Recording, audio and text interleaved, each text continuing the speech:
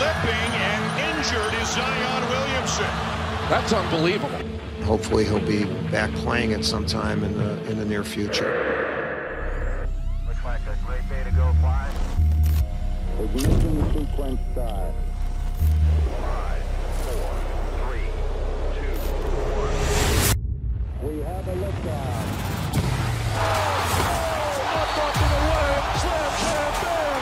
It's the science show. Put him on the rhythm, you know, we don't stop. Are you serious? Science up to the mountaintops. The elevator man. He's back today. Zion Williamson will take the court in the quarterfinals of the ACC tournament. It's actually tonight against Syracuse. You'll see it on ESPN. He will play, it is expected, for the first time since his sneaker blew out against Carolina 22 days ago. Just how important is Zion to the Duke offense? Let me count the ways.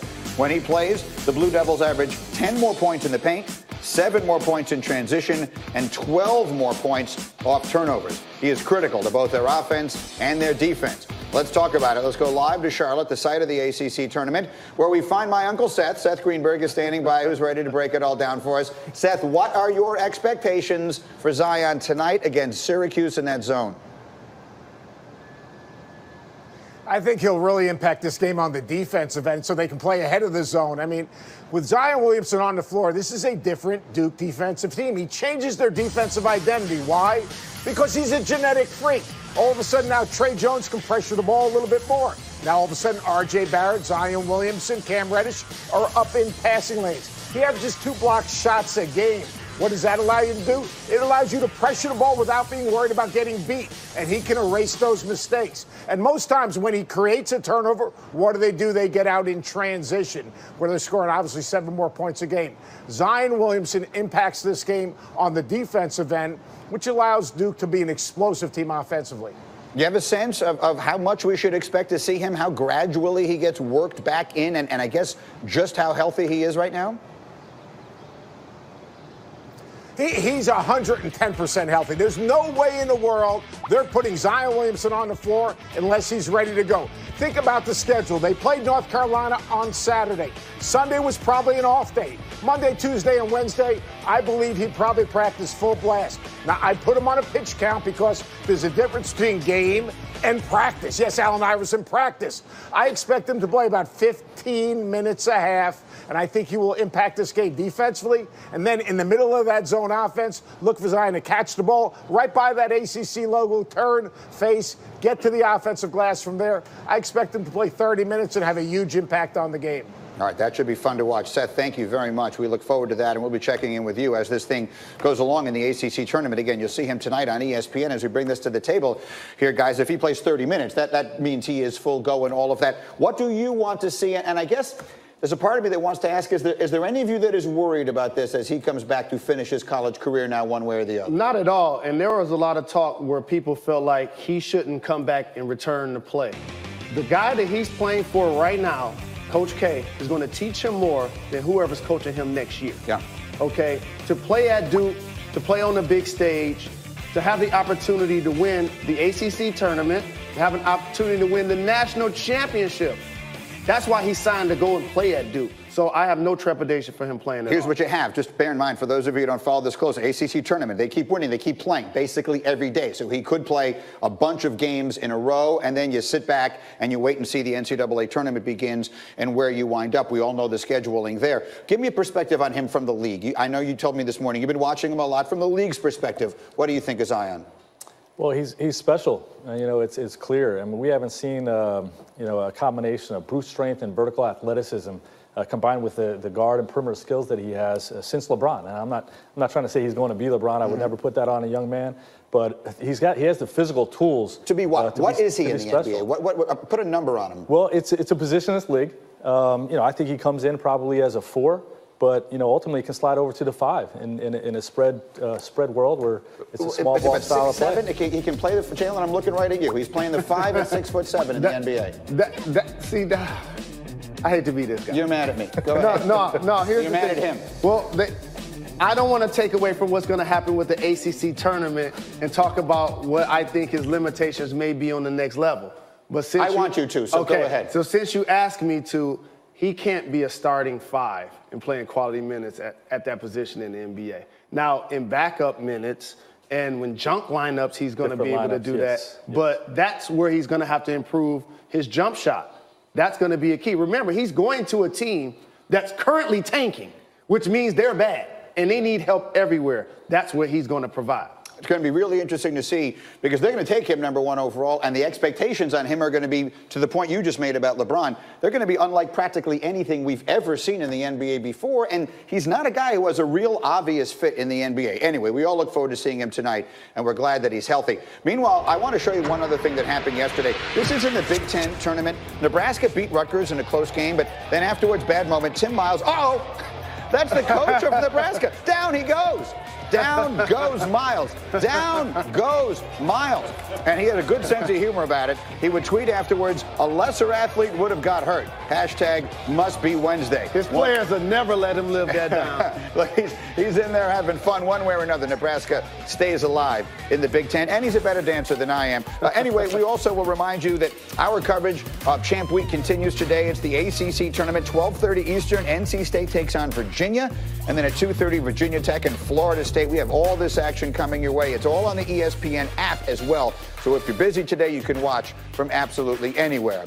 Let me get you back to the NFL now, and it's time for off-season winners and losers with the Dans, Orlovsky and Graziano. To this point, Dan Orlovsky, which team is the biggest winner? Man, it's Drew Carey's Cleveland Browns. Cleveland rocks. I mean, the addition of Odell Beckham, one of the premier wide receivers in all of the NFL.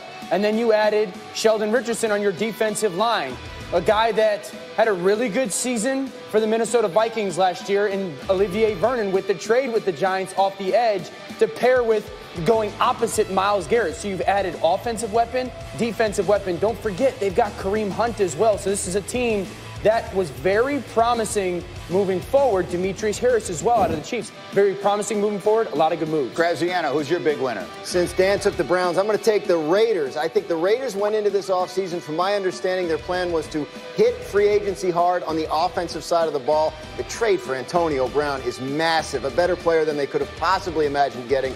Also adding Tyrell Williams, signing the tackle Trent Brown, and now they have 4 of the top 35 picks in the draft, and they can use them all on defense where they need to rebuild. The plan's coming together out there. I agree. They gave up so little in draft capital in order to get the guys that they got. Orlovsky, who's your biggest loser to this point? Houston Texans, a team that had capital and space to go invest in the offensive line. We've heard everybody say their #1 concern was finding a way to keep number 4 upright in Deshaun Watson.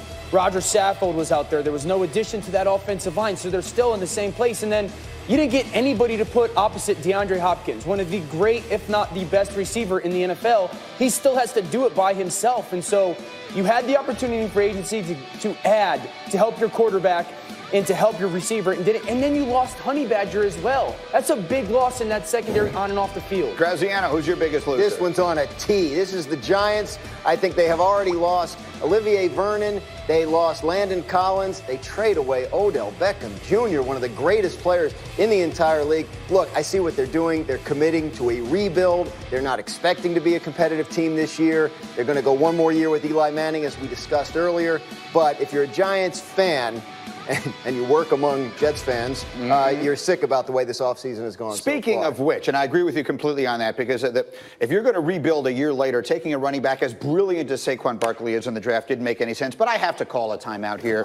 Give me a 20. Wonder what this is about. As we go through the big winners of this draft, I'm just going to throw some names at you. Jamison Crowder, Shane Mosley, held on to the 3rd pick in the draft, which feels very valuable with the quarterbacks there. And, oh, by the way, a fellow by the name of Le'Veon Bell, who the numbers would suggest is both a Hall of Fame runner and a Hall of Fame receiver. How could neither of you make the New York Jets the biggest winner of this free agency? Who's keeping the quarterback upright? This is a team that had all the guys that they're going to draft. And I know they traded for Kelechi Osemele, so that's a nice trade, absolutely. But they don't have a center right now. They don't have a center that has played a lot of NFL snaps. They've got issues at right tackle. So I love the moves. I love Crowder. I love Le'Veon Bell. But at the same time, I've been outspoken.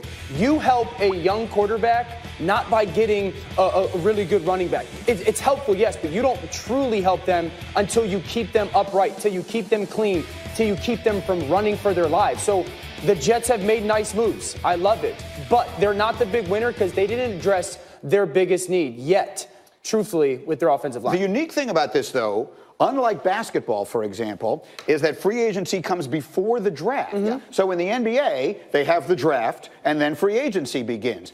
I don't know which way is necessarily better or worse, because you would think that maybe you want to plug your holes with free agency after you build your core through the draft. That's the way that they do it in the NBA. It's the opposite of what they're doing here. The Jets still have all, as I mentioned, they have the third pick in the draft that I'm hoping they will turn into multiple picks if someone wants to trade up there to go get Dwayne Haskins, and they can rebuild their offensive line that way. Yeah, they're in good shape. They have a lot of building to do, as you know. One of the reasons I didn't pick them is because I thought you might bring it up anyway.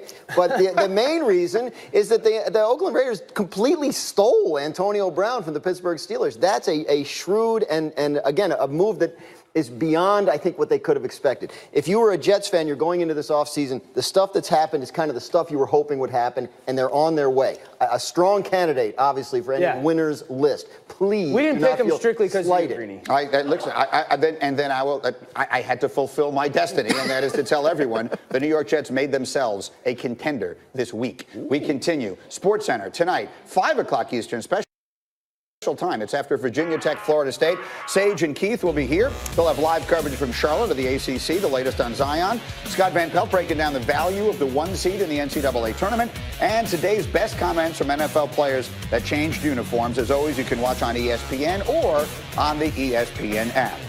All right, as we start another hour coming up in a moment, the Warriors won a huge game. Boogie Cousins played great. So why is he comparing his team to a soap opera? We get into that and more as we continue. This is Get Up on ESPN.